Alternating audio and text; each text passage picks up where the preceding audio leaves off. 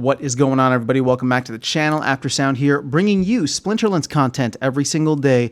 We also stream right here in this channel every Tuesday, Thursday, and Sunday morning, so come by and say hello.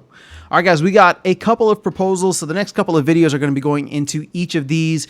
I didn't want to put them all into one thing just because there's a lot to talk about, but the first of which is the official Splinterlands DHF proposal. And I don't know what D stands for, but HF, I believe, is Hive Fund.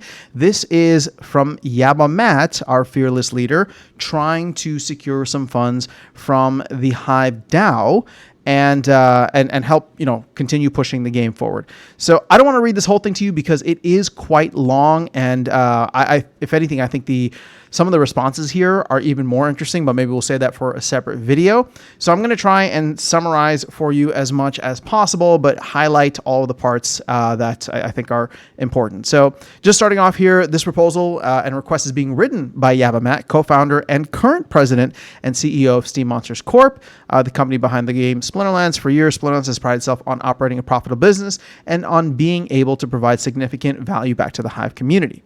All right, so he goes on to talk about all the things that they have done. We've burned millions of Hive tokens to create accounts. We've funded and initially designed and built two of the most widely used tools on the platform, Hive Engine and Hive Keychain. I didn't know about Keychain, but that's pretty awesome. And we have brought thousands of users and tons of attention to the Hive blockchain during that time, all of which is true. It is with extreme humility that I am now asking the Hive community for help. So he goes into how we got here. In the crypto bull mania of 2021 and early 22, company leadership at the time decided to expand massively and branch out into building many other games. Again, we know all this stuff. This was done under the assumption that the bull market would continue indefinitely, which it obviously didn't, and it never actually does. And the more products the company could put out, the better. So as it happened, bull market ended mid-2022, and the company went from being highly profitable to having significant losses.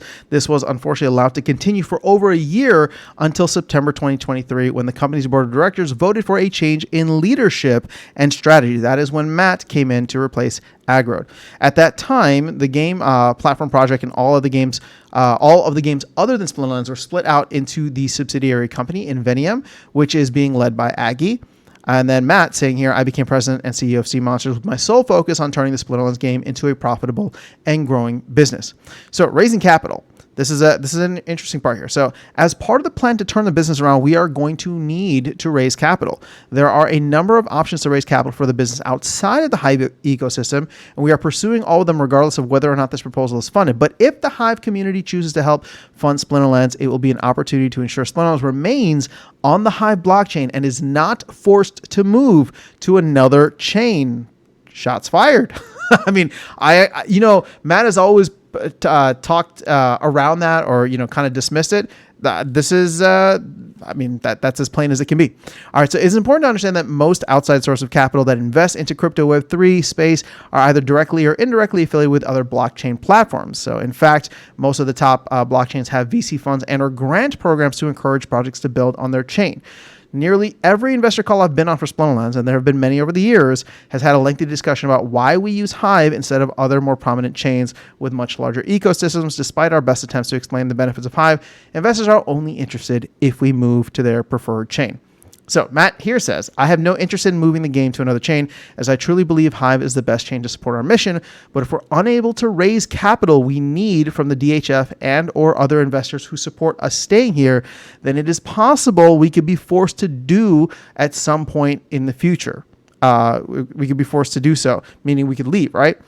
We can already see this happening with projects like ETHGARD Legends, created by top Hive witness, The Real Wolf. This was the Splinter. Oh god, I don't even remember what the game was, but it was another offshoot game that was asking for funding from the Splinterlands DAO, which eventually got turned down. So this turned into ETHGARD Legends and is now operating on the Base chain. I know that Base has some significant incentive programs for projects to build there, although I don't know if that was the reason behind his decision to move the game. Either way, this is a big missed opportunity for Hive, in my opinion. I agree wholeheartly. When you see people leaving the blockchain, you know things are off.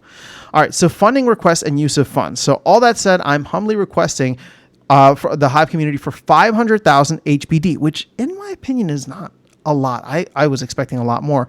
$500,000 is like 2 months worth of expenses paid out over the next 6 months, 2,777 HBD per day, in order to help fund the ongoing development and operation of the Splinterlands game product right here on the Hive blockchain.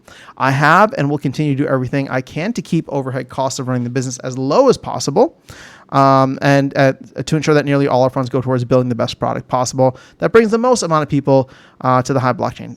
To some of you, this may sound like a very large sum, and it is relative to most of the other projects on Hive and most of the other DHF proposals. However, it is actually quite small in relation to the multi-million-dollar grant programs available on other blockchain ecosystems. He's totally right, with which we are competing, and is also quite small in relation to what Splinterlands has shown it can accomplish in the past and the value it can bring to the Hive ecosystem. We are currently working on improving our onboarding experience to increase the conversion rate for new players through spending money in the ecosystem, and once that is done later in the year, we're planning to launch a major marketing campaign, hopefully coinciding with the beginning of the next major bull run. This is primarily what the funds will be used for: hiring a top Web3 marketer and running a number of marketing and promotional campaigns to bring significant amount of attention and active paying users to the Hive blockchain. Okay, so if it's just being used for that, it's not going towards the company runway. It's, I mean, 500,000 probably could bring in somebody good. It is also important to note that Splinterlands will not sell the HBD received from this proposal on external markets. Instead, we plan to swap it for our in-game token, DEC on Hive Engine, using the liquidity pools there. We are able to convert DEC tokens to USD when needed. So that means that any HBD received from this proposal will remain within the Hive ecosystem unless the Hive Engine liquidity providers choose to withdraw it. Interesting. Okay, so they're still going to sell it. They're just going to sell it into the Hive pools. Okay, so Matt puts his thoughts here about how Hive needs to compete. As a member of this community for nearly 7 years now, it has been extremely sad to see Hive continue to fall in relation to other chains by nearly every metric, considering it is superior for most of the projects in so many ways. As a longtime Hive stakeholder, it is my belief that we need to use our resources to get as many great projects building in the ecosystem as possible. The DHF may not have as much available as other VC-backed chains, but if we are able to allocate the capital effectively to projects that generate a significant return back, then we can compete with the best of them. I think it is fair to say that Splinterlands has proven in the past that it can deliver, and although we have made some mistakes recently, I hope it is clear that we are acknowledging them, we are fixing them, and we are doing what it takes to bring this back to one of the top Web3 projects and showing the value of the Hive ecosystem. He also says, I sincerely hope that the Hive stakeholders will choose to support this, both as a co-founder and as a stakeholder. But either way, he wants to thank the Hive community for all of their support throughout the years, which I think is fantastic. Matt is also going to Hive Fest in Croatia later this year. And I think, I wonder if he's going there because he almost feels like he needs to, right? You got to rub elbows with the folks that make the big decisions here. So that's the main part of this. Again, there's a lot of really interesting comments here, a lot of back and forth. I don't want to get into that now because I just wanted to cover this and give my brief thoughts, which I've kind of done along the way here. We knew that this was coming. I think it's actually asking for less than what I was expecting, but this is primarily for marketing, right? So when people talk about, okay, they're just trying to get money because they need to extend the runway or they need to pay off whatever, that's not what this is going for. I don't know where the company finances are at right now. My assumption is that they, with all the other, revenue plans that they have, revenue generation plans that they have, they're probably looking okay on runway, right? We talked about this after the previous town hall where Matt and team, I think that they're going to be good until, the middle of next year. With the Rebellion sale coming to an end, with all of the potential promo card sales, and we'll talk about that in a separate video. But ultimately, this is all going to go towards marketing, and I don't know much about marketing budgets. I mean, $500,000 for a top Web3 marketing team, whatever it is.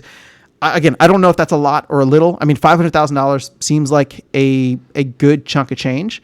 And my hope is that if Hive folks can see the value in that and see what Splinterlands was able to do in the past, considering how crazy crypto gaming, Web3 gaming, play to earn got in 2021. And I think we're only going to see more of that once the bull run really gets back in full swing.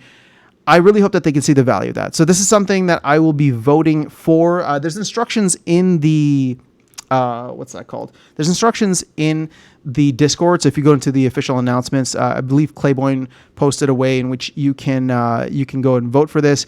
I mean, I don't have that much Hive or HP, so it's not going to be worth much. But at the same time, every little bit helps, and we'll see what the Hive community does. But let me know your thoughts in the comments below. Very curious to hear people's responses to this, whether you are a Hive newbie or a Hive veteran. This is the first proposal that I've ever seen because I don't venture out into Hive too much. But again, just curious to know your thoughts on this and any feedback. That is all I have for you guys in this video. I will catch you all in the next one and see you around the game. Take care.